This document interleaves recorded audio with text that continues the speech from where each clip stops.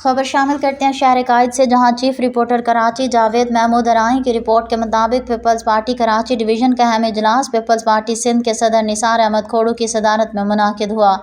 اجلاس میں پیپلز پارٹی سندھ کے general secretary Syed Waqar Mehdi, Peoples Party Karachi division کے صدر و صوبائی وزیر Saeed Ghani, general secretary Javed Nagori, senior نائب صدر Mirza Maqbool, Najmi Alam, deputy information secretaries Asif Khan, Shakeel Chaudhry, ارکان قومی اور صوبائی اسمبلی سینیٹرز، ڈپٹی میئر، تمام ڈسٹرکٹ کے صدور، جنرل سیکرٹری، سینئر نائب صدور اور انفارمیشن سیکرٹریز، تمام ٹاؤنز اور یوسیز کے چیئرمینز اور وائس چیئرمینز، تمام ذیلی تنظیموں کے عہدیداران اور دیگر بھی موجود تھے۔ اجلاس کا آغاز پر شہید ذوالفقار علی بھٹو، شہید محترمہ بے نظیر بھٹو، شہید ویر مرتضیٰ بھٹو، شہید شاہ نواز بھٹو کے علاوہ پارٹی کے جاں بحق ہونے والے عہدیداران و کارکنان کے سال ثواب کے لیے فاتح خوانی کی۔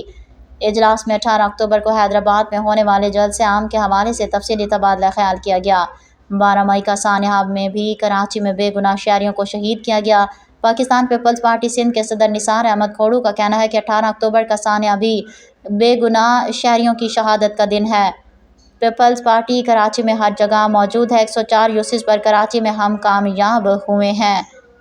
وزیر بلدیات سندھ سعید غنی کا کہنا ہے کہ 7 اکتوبر دوپہر 12 بجے تمام یوسیز کی سطح کے غزہ و فلسطین میں اسرائیلی مظالم کے خلاف پیپلز پارٹی مظاہرے کرے گی اور اپنے فلسطینی بھائیوں سے اظہار یکجہتی کرے گی۔